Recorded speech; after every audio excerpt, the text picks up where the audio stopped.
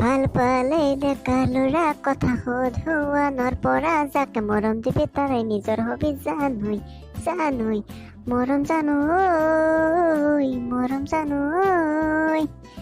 ঘণ্টা গিলা কিমাননো গান মাৰিম হে, আজিলৈকে ষ্টেজতে গান মাৰিব নাপলো, এনে ইয়াতে মাত থাকিলে কি হ'ব? এই কচিতলে যা থৌৱে তোৰ গান ফফলা সিংহে, তোৰ গান থৌ। কালি যেদিন আমাৰ স্কুলত মুখস্থ দিব লাগিব সেইটো কথা গম পাইছা কি নাই? এই মুখস্থ মানে সেই ৰচনা কেইখনৰ কথা কোৱা নাই তই? হৈছে যাম এক চকলা, ইমানে তহঁতৰ পঢ়া জোৰ চাৰে কি কি দেখি নিবে সেইগিলাখনো পাৰি যোৱা হৈছে যাম এক চকলা। থৌৱে ইমান পঢ়ি ফেলে উল্টে দিবি, বিয়ে পাছ কৰাগিলা কোম্পানীৰ কাম বেছি হাল্লা কৰি মৰি আছে। পঢ়া আজিৰ যুগত পঢ়া, পইচা নহ'লে কাম নাই। আৰু মুখস্থ আৰে ছাৰত কৰি বেছি জানো মই, এই ঘণ্টা কথা ক'বা আছে। থৈ দিয়ে তহঁতৰ ফাটালে বে, কালি দেখা যাব কোনে কিমান পানীৰ মাছ। জল ইচ্ছা ঘৰে ঘৰে জল জল, কালি কিন্তু আহিবি। হেই ভাইয়া কি মুখস্থ দিব লগাৰ ভয়তে হাগা লগা মানুহৰ দৰে হৈ আছে আম্পায়াৰ এখন তন্দে। নহয় ভাই, এই মস্ত স্কুলখনত আমি তিনটাই নে কি মানুহ?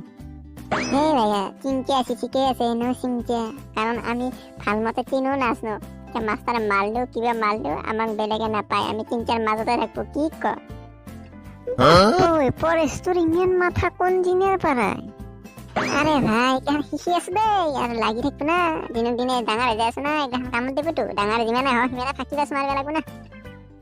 এই জ্যোতিষ তোৰ কি হৈছে? থেৰকানিৰ পৰা মানুহ দৰে হৈ আছে দেখোন মেক চকলাই, অলপ খাই তামচাকে থাক, বাদ দিয়াহে পঢ়া মুখস্থ। এই নহয় অলপমান ভয় লাগে। সারাছি ও চলে তাছা বাকিগিলা কই তন্দে তিনটাই নেকি?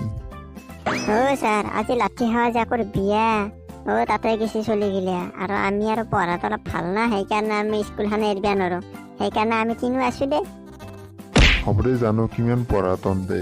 এতিয়া কালি যেন লেখবা দিছিলো ৰচনা গিখান, এতিয়া মোক মুখস্থ দিব লাগে, ফটোফট লেখ, বেছি টাইম নাই, ময়ো বিয়া খাব যাব লাগবো, আৰু তন্দাও যা যেদিন উলবি ফটোফট লেখ। এতিয়া চকলা ইমান পেটলো হৈ গৈছে, আৰু খাওঁ হয় ইমান শখ নাই এইটো ছাৰৰ। ছাৰ আমি তিনিও গৰুৰ বিষয়ে লিখিম না? নহয় তই বানপানীৰ বিষয়ে লেখ, তই গৰুৰ বিষয়ে জানা আগতেও লেখছা, গতিকে তই বানপানীৰ বিষয়ে লেখ, আৰু বাকী তনে দুয়ো গৰুৰ বিষয়ে লেখ। আগতে আমাক নোট খোৱা, এতিয়া লেখিম মাৰছো, তই কিনো নাজ নাহে বেটা লেখ এতিয়া।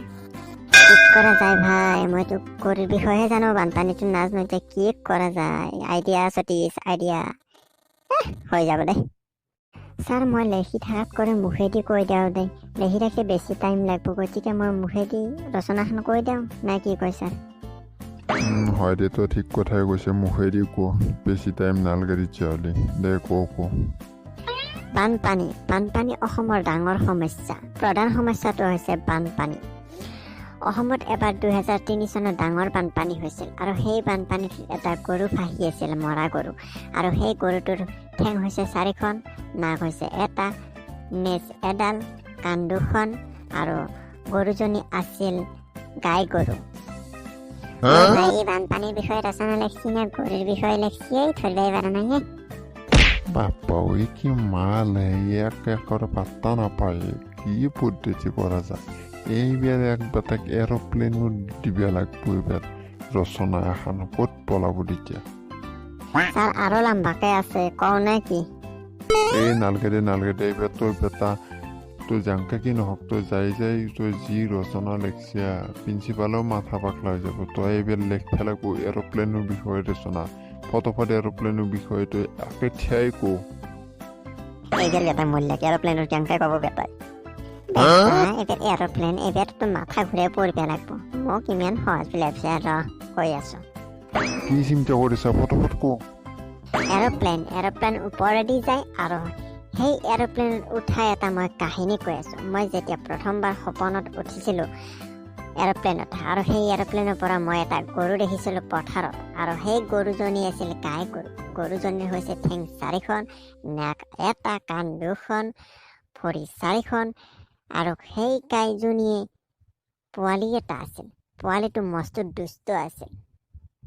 ওই মাক চকলাই মাল মাগুৰে, ইয়াক পাত্তা নাপায়ে মাষ্টাৰে। ছাৰৰ ফটো তোৰ ৰচনা শুনি ফেলে ছাৰ গেল যা। ও স্যার আসানা বাসি গেলে আপনি, ও কি হল স্যার আপনার? ফটোফট উঠুক। ভাই আমার পলা পলা যি করে করতে থাকবো পলো